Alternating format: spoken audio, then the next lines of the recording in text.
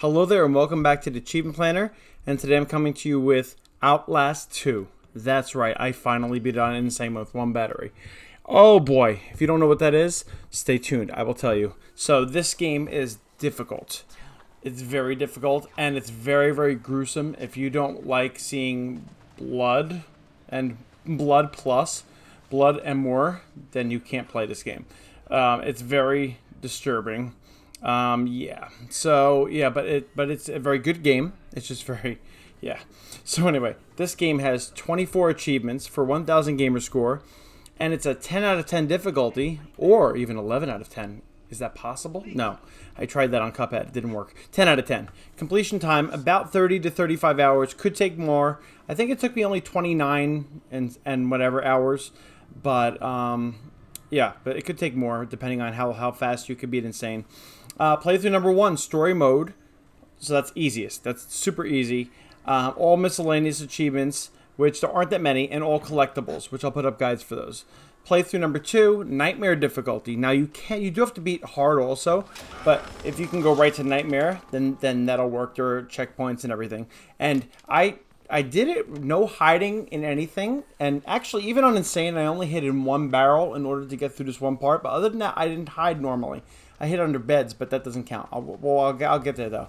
And speedrun, under 4 hours. So basically playthrough 2, nightmare difficulty, no hiding in barrels or closets, and under 4 hours. Playthrough number 3, insane with one battery. If you die in insane, even at the end, you start at the beginning. That's right. And you have batteries that refill your camera, and the batteries run out very fast. And you can only use one battery. You cannot refill your battery. Those are... Dear me. Alright, category number 1, story achievements. 9 achievements for 245 gamer score. So if you play it on the easiest difficulty, story mode, you'll get all these. Alright, category 2, miscellaneous achievements. 5 achievements for 75 gamer score. None of these are hard achievements. You'll get all these just playing on the regular difficulty. So number 1, heal the sick. Use 10 bandages. So as you go through the game, you get hurt and you find bandages all over. And you just have to use them. Now, I believe you can only hold 2 at a time. If you hold 2, then bandages will stop spawning, or stop appearing, or you won't be able to pick them up. Either one of those things. So just use your bandages when you get them, and eventually you'll get 10. You might have to play it an extra playthrough to get that many, because you might not get that hurt in the first one. So anyway, number 2, proper penance. Crawled for 500 meters. Now, the next 3 I did on purpose. So like I went somewhere and crawled for 500 meters just to make sure I got it. Because honestly, one playthrough I did not get that. I don't think any of these you'll get in one playthrough because you don't need to do them to survive. So I just crawled for 500 meters. The next one, thoroughly baptized, I just stayed underwater for 10 minutes. I just stayed underwater for like 5 minutes here, minute here. Just got it out of the way. Number 4, them that hath eyes. Eyes. I read eyes. I read, oh, ears. Use your microphone for 20 minutes. This microphone is on your camera and it'll pick up all the stuff around you. And it used to drain your battery. But now, since there was a big patch, if you see anything, by the way, that says pre-patch, a lot of it doesn't count. They changed a lot of things, and you have to look for post-patch stuff. Because in the patch, they made it so that the microphone does not kill your battery. So you just have to listen to the battery to something for 20 minutes. I think I put it on and walked away. Anyway, number 5, because I barely used the microphone even in the game, which it is useful, but I just didn't care for it. Number 5, slip and slide. So, perform a 12-meter blood slide. There is a place where you can do a slip and slide. If you don't know what that is, that's where you run and you slide on the floor and you slide on water on a slip and slide thing. That in real life, that's what that is. And you need to do a big, fast, get ready to run and slip and slide all through the blood. Lovely. Lovely. You'll see it. It's towards the end. It's towards the end-ish of the game. Maybe towards the middle end. All right. Number 3, category 3, collectible achievements. 4 achievements for 180 gamer score. So this is not super hard either. You can get all this. So basically, these 3 categories you can get on the easiest difficulty.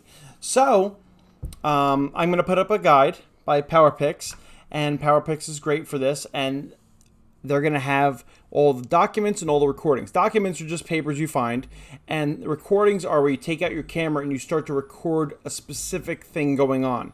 So if you miss those, you can't go back and get them. You can reload your save. or reload your checkpoint. But you have to actually catch the thing in the moment, doing the thing, and it'll catch your recording. So make sure you're paying attention to the guide, or just using your camera a lot and trying to catch them yourself. That's another way. Category 4, challenging achievements, and this is literally for half the points of the game, 500 gamer score. So these 6 achievements are, yeah. All right, so number 1, Sanctified. I put this in here because you might just be playing Nightmare and skip hard mode. I don't think I played hard mode. So finishing the game on hard mode gives you 70 gamer score, and finishing on Nightmare gives you 80 gamer score. So Nightmare is not easy.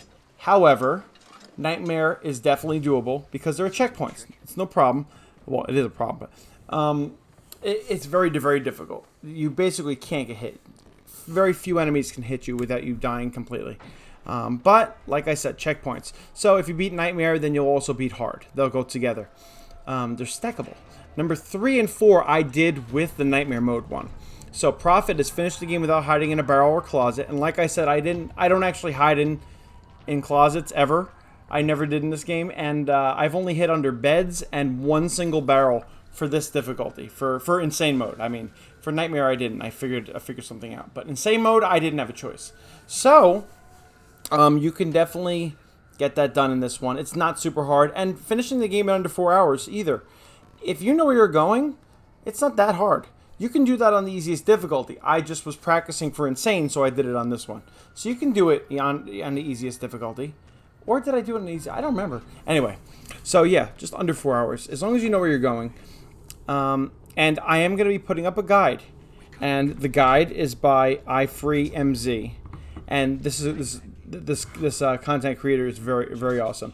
He does a lot of good things like this.